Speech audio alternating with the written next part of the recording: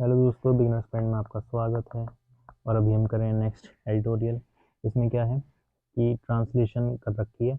अगर किसी चीज़ का मतलब नहीं पता होगा तो डायरेक्ट देख लेना। जैसे मुझे पता है पाथ का मतलब मार्ग होता है, तो मैं नहीं बताऊंगा। लेकिन तुम्हें नहीं पता तो फिर यहाँ से पढ़ लेना, ठीक है। गुणवत्तापूर्ण एवं समावेशी शिक्षा का मार्ग। वैसे साथ साथ ट्रांसलेशन भी पढ़ता चलूंगा। ये थोड़ा बड़ा छोटे का अंतर, चलो सही है इतना ही। तो आज का टॉपिक क्या है? Path to quality and inclusive education, गुणवत्ता एवं समावेशी शिक्षा का मार्ग। The annual status of education report ASER 2024 reveals a complex landscape of India's education system, marked by significant regional disparities in foundational literacy and numeracy. वार्षिक शिक्षा स्थिति report 2024 ASER Bharat की शिक्षा प्रणाली के जटिल परिदृश्य को दर्शाती है मतलब रिवील करती है। कोई चीज़ रिवील करना मतलब दर्शाना, ठीक है। कॉम्प्लेक्स यानी कि जटिल, और परिदृश्य लैंडस्केप हो गया। शिक्षा प्रणाली एजुकेशन सिस्टम जिसमें बुनियादी साक्षरता, साक्षरता यानी कि लिटरेसी, संख्यात्मक में महत्वपूर्ण क्षेत्रीय असमानताएं हैं, ठीक है। While states like Kerala, Himachal Pradesh and Mizoram lead with impressive reading levels above 64% among class 5 students. States like Jharkhand, Rajasthan and Chhattisgarh continue to struggle with basic educational outcomes. The persistence of rote learning, lack of teacher autonomy and inadequate assessment systems remain major challenges across the country. एक और केरल, हिमाचल प्रदेश, मिजोरम जैसे राज्य कक्षा 5 के छात्रों में 64% से अधिक प्रभावशाली शैक्षणिक स्तर के साथ अग्रणी है। झारखंड, राजस्थान, छत्तीसगढ़ जैसे राज्य बुनियादी शैक्षिक परिणामों के साथ संघर्ष करना जारी रखते हैं। यानी कि केरल, हिमाचल और मिजोरम जैसे राज्य क्या है, शिक्षा 5 के छात्रों में 64% से अधिक प्रभावशाली शैक्षणिक स्तर के साथ आगे हैं, और झारखंड, राजस्थान वगैरह अभी भी स्ट्रगल कर रहे हैं। Drawing inspiration from international best practices, particularly Finland's education model. India needs urgent policy interventions to shift towards skill-based practical assessments and enhanced teacher training programs. Enhance मतलब बढ़ावा देना एक तरीके से, रटने की शैक्षणिक निरंतरता, शिक्षक स्वास्थ्यता स्वास्थ्यता की कमी और अपर्याप्त मूल्यांकन प्रणाली पूरे देश में प्रमुख चुनौतियां बनी हुई हैं। अंतर्राष्ट्रीय सर्वोत्तम प्रथाओं, विशेष रूप से फिनलैंड की शिक्षा सबसे बढ़िया है, तो वहाँ का मॉडल से प्रेरणा लेते हैं। भारत को कौशल आधारित व्यावहारिक मूल्यांकन और उन्नत शिक्षा प्रशिक्षण कार्यक्रमों की ओर स्थानांतरित करने के लिए तत्काल नीतिगत हस्तक्षेप की आवश्यकता है। What are the key developments in Indian education system? Enhanced enrollment and decline drop rates. Enrollment in pre-primary education has steadily risen since 2018, with 3-year-old enrollment increasing from 68.1% to 77.4% by 2024. ASER 24. Female enrollment surged by 38.4%, increasing from 1.57 crore to 2.18 crore, marking a significant stride towards gender equality in education. नामांकन में वृद्धि और school छोड़ने की दर में कमी है। वर्ष 2018 से पूर्व प्राथमिक शिक्षा में नामांकन में लगातार वृद्धि हुई है, जिसमें 3 वर्षीय बच्चों का नामांकन वर्ष 2024 तक 68.1% से बढ़कर 77.4% हो गया है। महिला नामांकन में 38.4% की वृद्धि हुई, जो 1.57 करोड़ से बढ़कर 2.18 करोड़ हो गई, जो शिक्षा में लैंगिक समानता की दिशा में एक महत्वपूर्ण कदम है। ड्रॉप आउट यानी कि जो एडमिशन लेते हैं फिर छोड़ देते हैं।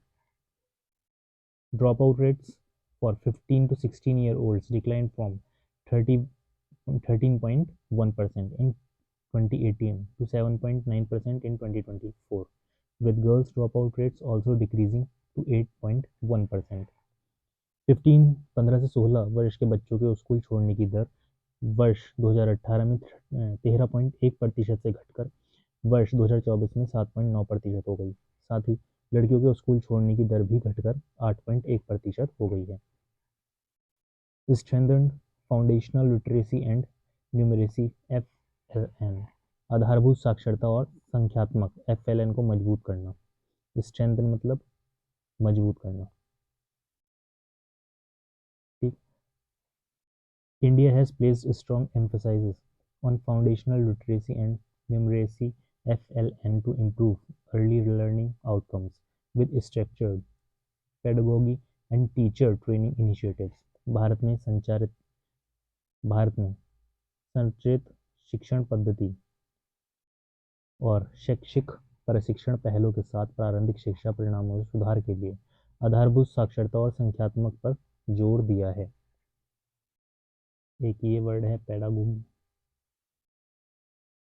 का एग्जैक्ट मीनिंग अगर देखेंगे तो क्या होगा? अध्यापन।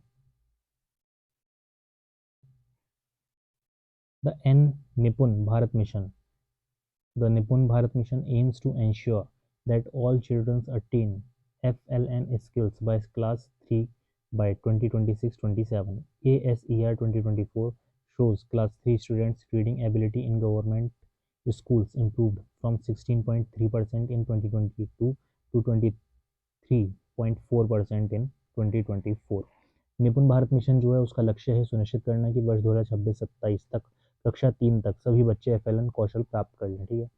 और ASER 24 से पता चलता है कि सरकारी स्कूलों में कक्षा 3 के छात्रों की अधिकतम अधिगम क्षमता वर्ष 2022 में 16.3% से बढ़कर वर्ष 2024 में 23.4% हो गई है। Greater emphasises on multi disciplinary education. Multi कहाँ पे लग जाता है? जहाँ पे एक से ज़्यादा की बात होती है। बहुविषयक शिक्षा पर अधिक जोर है। NEP 2020 promotes flexible subject choices, arts integrated learning and interdisciplinary education। 2000 वो NEP 2020 लचीले विषय विकल्प, लचीले विषय यानी कि फ्लेक्सिबल, कला एकीकृत शिक्षा और अंतः विषयक शिक्षा को बढ़ावा देता है। 4-year and undergraduate degrees, multiple entry exit options and academic bank of credits provide more learning flexibility। 4 वर्षीय स्नातक डिग्री, एक अधिक प्रवेश निकास विकल्प, अकेडमिक क्रेडिट बैंक अधिक शिक्षण लचीलापन प्रदान करते हैं। The national curriculum framework NCF 2023 is revamping school text books to encourage critical thinking. राष्ट्रीय पाठ्यक्रम की रूपरेखा 2023 समालोचनात्मक सोच को, कौन सी? क्रिटिकल थिंकिंग को प्रोत्साहित करने के लिए स्कूली पाठ्य पुस्तकों में सुधार कर रही है। The CUET Common University Entrance Test ensures standardized access to over 250 universities, expansion of higher education opportunities for marginalized communities.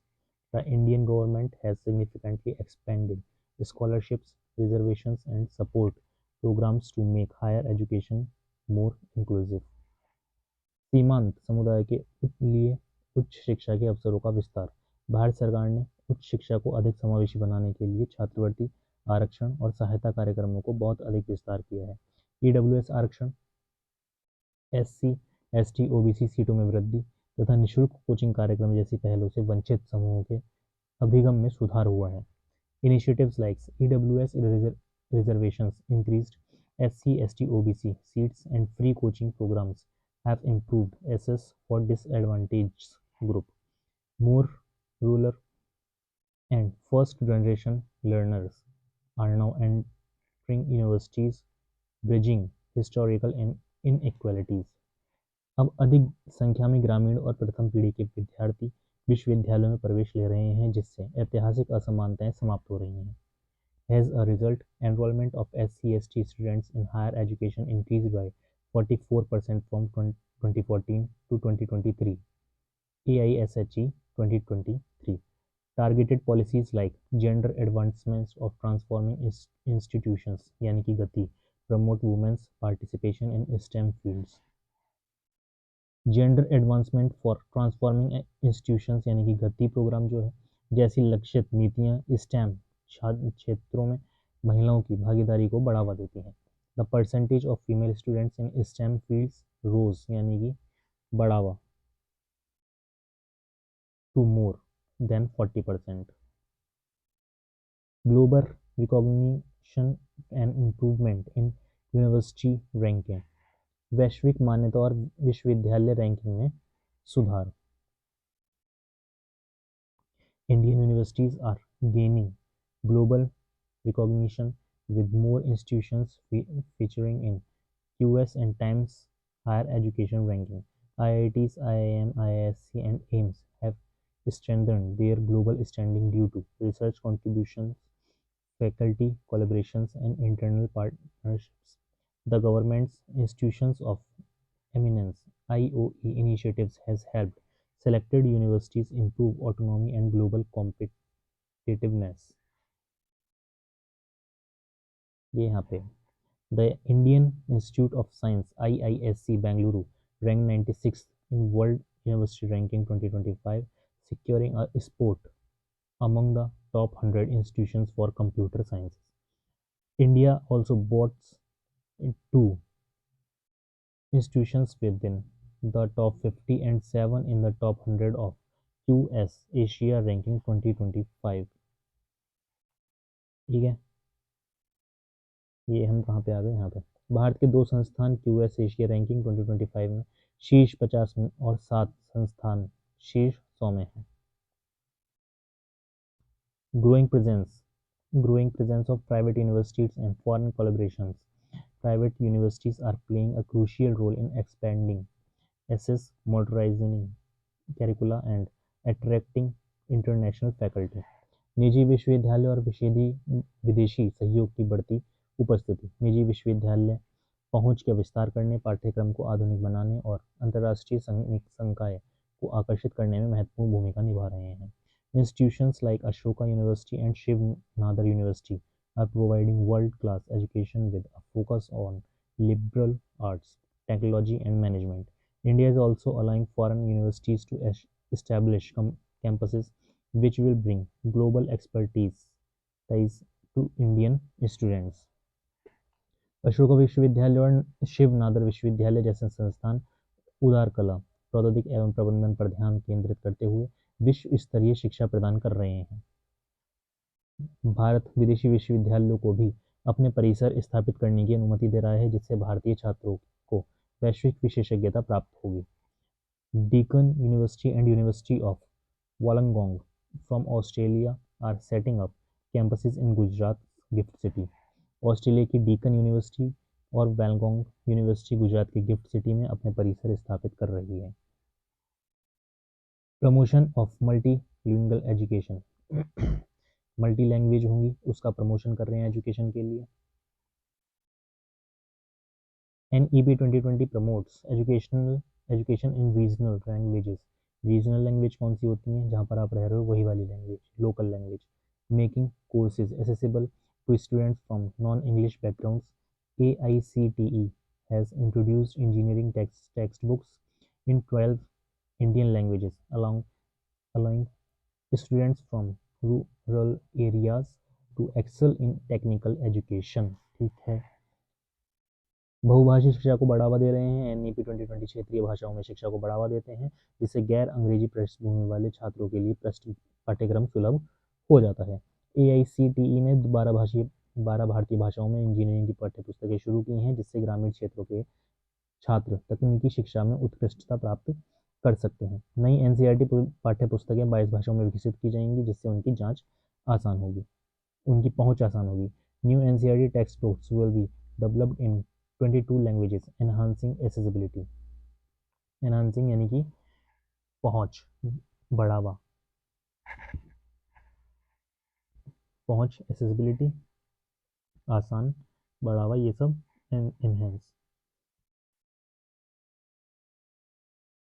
Enhancement of teacher training. शिक्षक प्रशिक्षण में वृद्धि. India has launched multiple initiatives to train faculty in modern teaching techniques, digital pedagogy, and research skills. Programs like PM eVidya and Arpit annual refresher program in tech teaching are upskilling teachers across disciplines. The Diksha platform is delivering digital teacher training courses to more than 2 crore educators. What are the key issues associated with the Indian education system? High dropout rates in secondary and higher education, while primary enrollment is near universal. Dropout rates increase sharply in secondary and higher education, particularly among girls and socio-economically weaker sections. Factors such as financial constraints, lack of infrastructure, early marriages, and cultural biases contribute to this issue. माध्यमिक और उच्च शिक्षा में school छोड़ने की दर, जबकि प्राथमिक शिक्षा में नामांकन लगभग सार्वभौमिक है, माध्यमिक और उच्च शिक्षा में स्कूल छोड़ने की दर तेजी से वृद्धि हुई है, विशेष रूप से लड़कियों एवं सामाजिक आर्थिक रूप से कमजोर वर्गों में। वित्तीय बाधाएं, बुनियादी अवसंरचना की कमी, कम उम्र में विवाह और सांस्कृतिक पूर्वग्रह जैसे कारक इस समस्या में योगदान करते हैं। ASER 2024 से पता चलता है कि 15 से 16 वर्ष के बच्चों में स्कूल छोड़ने की दर 7.9% बनी हुई है, जबकि लड़कियों की स्कूल छोड़ने की दर थोड़ी अधिक 8.1% है। ASER 2024 shows the dropout rate for 15 to 16 year old remains at 7.9%, with girls dropping out at slightly higher rate 8.1%. Teacher shortages and quality issues. India faces a severe shortage of qualified teachers, with many schools operating with untrained or underqualified educators. Teachers absenteeism, शिक्षकों की अनुपस्थिति, absenteeism, outdated pedagogy यानी कि पुराना जो पाठ्यक्रम चला रहा है वही पद्धति, and excessive non teaching duties, example election work, census duties further weaken the learning process. As per MOE data, about 10 lakh teaching positions in government schools across elementary, primary, secondary, and higher secondary levels are vacant. Inequality in access to quality education. Inequality यानी कि असमानताएं. There is a stark divided between rural and urban education, as well as between government and private schools. While urban areas have access to better infrastructure, digital tools, and qualified teachers, many rural schools lack basic amenities. इसका exact meaning क्या होगा? सुविधाएं, such as libraries, labs, and internet access.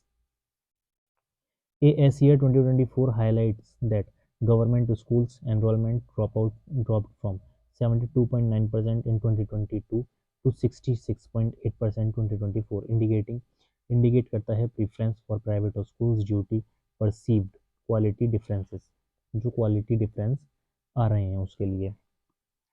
फिर आ जाते हैं रटने की, rote learning, रटना यानी कि rote learning and exam oriented system. The Indian education system remains heavily focused on rote memorization rather than conceptual understanding and critical thinking. The pressure of high-stakes exams, board exams, JEE, NEET, discourages creativity and innovation, limiting skill-based learning.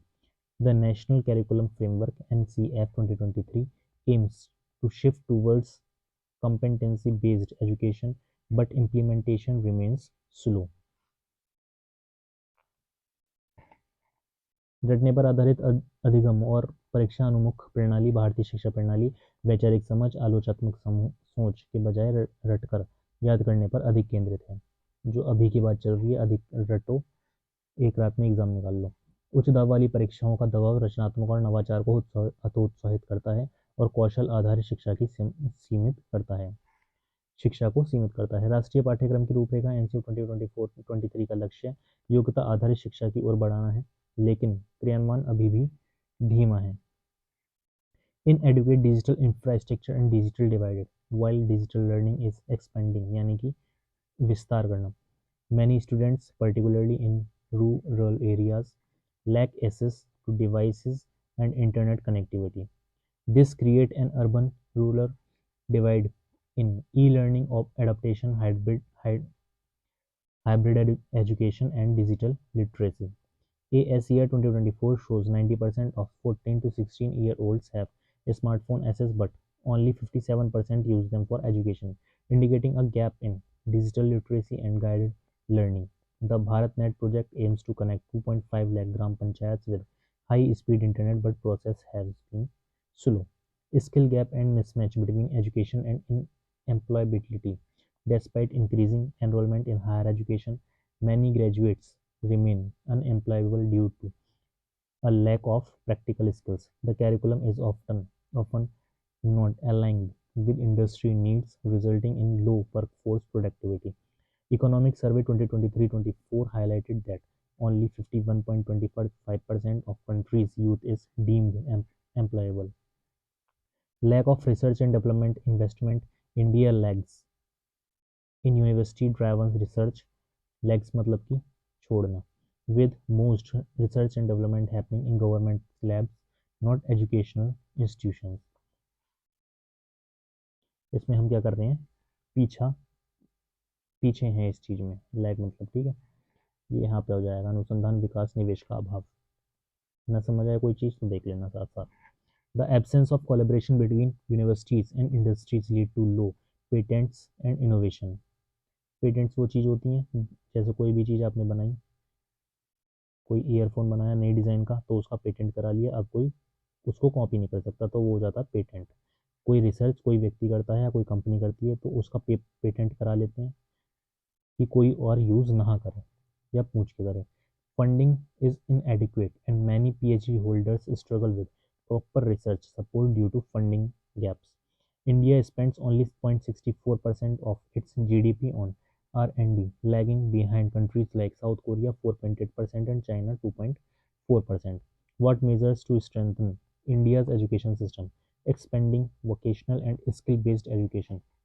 The education system must shift towards industry-aligned skill development to make students employable. Introducing mandatory vocational training from class 6 will bridge the skill gap. Collaboration with NSDC, IITIs, and private companies can provide internships and real-world exposure. A national credit framework should allow students to transition between academic and vocational pathways seamlessly. Improving teacher training and pedagogy.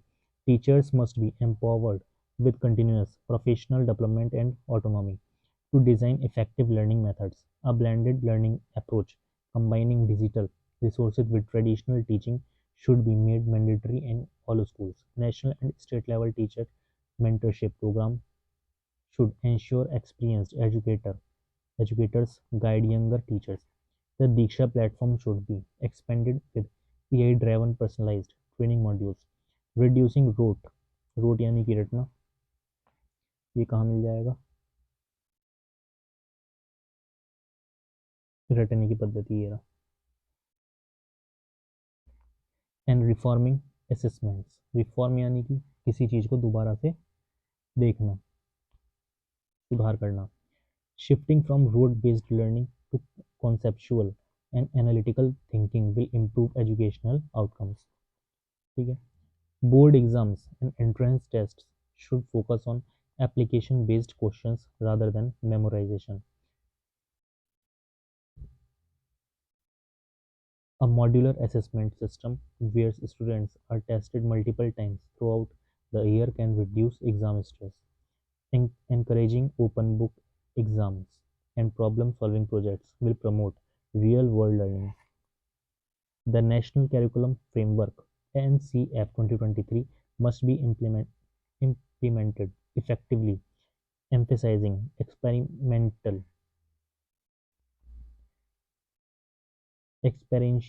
learning and multidisciplinary studies.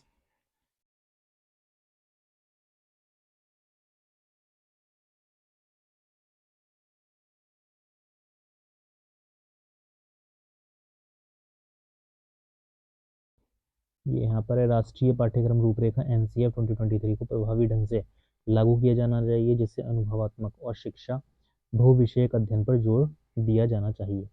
Expanding digital infrastructure and reducing the digital device, digital अवसंरचना का विस्तार और digital device को कम करना। Expanding Bharat net and PM e Vidya initiatives to provide high speed internet to rural schools can bridge the digital divide। ग्रामीण विद्यालयों में उच्च गति इंटरनेट उपलब्ध कराने के लिए भारत नेट और पीएम ई विद्या पहलों का विस्तार करके डिजिटल डिवाइस को कम किया जा सकता है। Every school should be equipped with smart classrooms, interactive boards, and digital libraries for enhanced learning experiences. Public-private partnership PPPs can provide affordable tablets, and laptops to students in government schools. AI-driven adaptive learning platforms should be developed to offer personalized educational content. The schools should conduct digital literacy training for parents to ensure technology is used effectively at home. Making higher education more accessible and globally competitive, universities should adopt flexible, multidisciplinary degree programs are recommended by NEP 2020 to provide students with diverse career options. उच्च शिक्षा को अधिक सुलभ और वैश्विक रूप से प्रतिस्पर्धी बनाना। विश्वविद्यालयों को छात्रों को विविध करियर विकल्प प्रदान करने के लिए NEP 2020 द्वारा अनुशासित लचीले बहुविषयक डिग्री कार्यक्रमों को अपनाना चाहिए। Academic bank of credit ABC का विस्तार करने से छात्रों को विभिन्न संस्थानों में क्रेडिट स्थानांतरित करने की सुविधा मिलेगी। Expanding the academic bank of credits ABC will allow students to transfer credits across institutions. Foreign universities should be encouraged to set up campuses in India to improve global academic exposure. More scholarships and low interest student loans should be introduced to support students from weaker sections. Increasing public investment in education. शिक्षा में सार्वजनिक निवेश बढ़ाना. The government must raise education spending to at least 6% of GDP as recommended by NEP 2020 to ensure quality improvements. Funding should be performance linked, ensuring states that show better learning outcomes receive additional resources. More corporate social responsibilities (CSR) funds should be directed towards education, especially for underprivileged students. Corporate सामाजिक उत्तरदायित्व के तहत अधिक धनराशि शिक्षा पर व्यय की जानी चाहिए, विशेष रूप से वंचित छात्र, अंडर प्रिविलेज यानी कि जो जिनके पास सुविधाएं नहीं हैं, जो इस चीज़ से वंचित रह जाते हैं. A transparent fund utilisation tracking system should be introduced to monitor spending efficiency. Strengthening women's education and gender equality, scholarships and financial initiatives for female students, especially in STEM fields, should be expanded. The schools should introduce gender-sensitive curricula to promote quality and break social stereotypes. Stereotypes क्या होता है? जो पहले की परंपरा बनी हुई है. Expanding hostel facilities and transportation service for girls in rural areas will improve secondary and higher education participation. Menstrual hygiene awareness programs and free sanitary products should be provided in schools to ensure attendance. Reducing bureaucratic hurdles and political interference in education. Education policy should be designed based on scientific research and evidence-based models, not political consideration. Streamlining the approval process for private schools and universities can encourage innovation and competition. State and central government should work collaboratively collab कर रहे हैं, साथ में काम कर रहे हैं, ensuring a long-term vision for education beyond electoral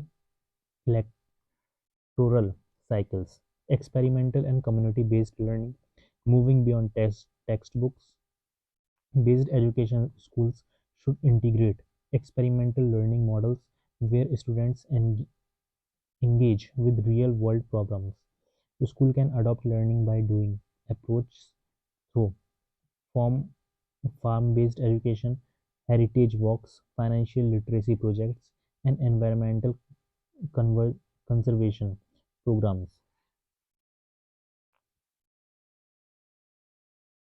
Community learning hubs where students interact with local artisans, entrepreneurs, and professionals can make education more practical and career oriented.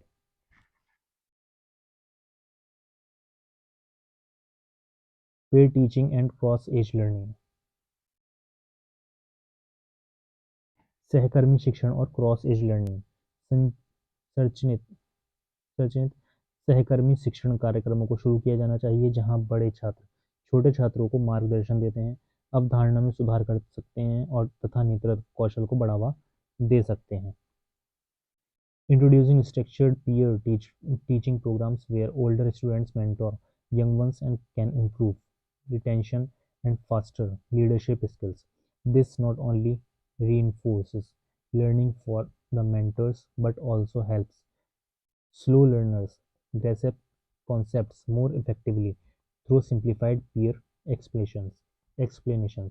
Cross-age learning in multi-grade classrooms have proven successful in countries like Japan and Denmark, where students learn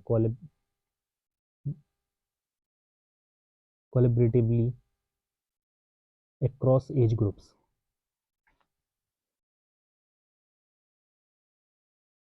Reviving local knowledge systems and indigenous learning. India has a rich tradition of indigenous knowledge which should be integrated into the formal education system. Schools can introduce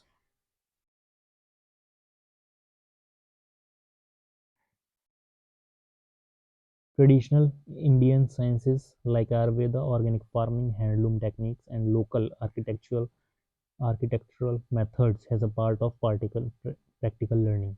Storytelling traditions from different Indian communities including Panchtantra, Jataka tales, and tribal folklore can be used to teach moral and ethical lessons. स्थानीय ज्ञान प्रणाली और स्वदेशी शिक्षा को पुनर्जीवित करना. भारत में स्वदेशी ज्ञान की समृद्ध परंपरा है जिसे औपचारिक शिक्षा प्रणाली में एकीकृत किया जाना चाहिए. स्कूल व्यवहारिक शिक्षा के मार्ग के रूप में आयुर्वेद, जैविक कृषि, हथकरघा तकनीक और स्थानीय वास्तुकला पद्धतियों जैसे पारंपरिक भारतीय विज्ञानों को शामिल कर सकते हैं. पंचतंत्र, जातक कथाएं और आदिवासी लोक कथाओं सहित विभिन्न भारतीय समुदायों की कहानी कहने की परंपराओं का उपयोग नैतिक और आचार विचार को पाठ पढ़ाने के लिए किया जा सकता है. What can India learn from other countries' education system? Bharat अन्य देशों की शिक्षा प्रणालियों से क्या सीख सकता है? Country south Korea, school 7 days a week, 5.3% of GDP spent on education. Building a strong foundation and pay educators well. Finland, formal schooling starts at age 7. No homework or standardized testing until high school. Free college education, including masters and doctoral. Delaying school entry and accessible higher education is beneficial. Switzerland, multilingual education, 4 national languages, emphasizes on experiment, experiential. Experiment करते हैं learning art music from age 3. Apprenticeship program after elementary school, optional secondary school. Flexible education system accessible to all. फिर आ जाते हैं the Netherlands. Minimal और no homework until age 10, no competition और grading system against peers emphasizes on hands-on learning and experience-based teaching. 10 वर्ष की आयु तक न्यूनतम या कोई गृह कार्य नहीं, साथियों के साथ कोई प्रतिस्पर्धा या ग्रेडिंग नहीं, व्यवहारिक शिक्षा और अनुभव आधारित शिक्षण पर जोर. ठीक है. मानसिक स्वास्थ्य और व्यवहारिक शिक्षा को प्रोत्साहित करना. अब आ जाते हैं direct conclusion. To strengthen Indian education system a comprehensive approach is needed, focusing on skill based learning, teacher empowerment and equitable access to resources. Policy interventions must address regional disparities, reduce rote learning, and embrace digital advancements. By fostering inclusive, practical, and globally competitive education, India can unlock its true potential. Prioritizing education is key to sustainable growth and a prosperous future for India. Bharat की शिक्षा प्रणाली को मजबूत करने के लिए कौशल आधारित शिक्षा, शिक्षण, सशक्तिकरण और संसाधनों तक समान पहुंच पर ध्यान केंद्रित करते हुए एक व्यापक दृष्टिकोण की आवश्यकता है। नीतिगत हस्तक्षेपों को क्षेत्रीय असमानताओं को दूर करना चाहिए, रटने पर आधारित अधिगम को कम करना चाहिए और डिजिटल प्रगति को अपनाना चाहिए। समावेशी, व्यवहारिक और वैश्विक रूप से प्रतिस्पर्धी शिक्षा को बढ़ावा देकर भारत अपनी वास्तविक क्षमता को अनलॉक कर सकता है। शिक्षा को प्राथमिकता देना भारत के लिए सतत विकास और समृद्ध भविष्य की कुंजी है। और इसी के साथ एडिटोरियल हो जाता है समाप्त।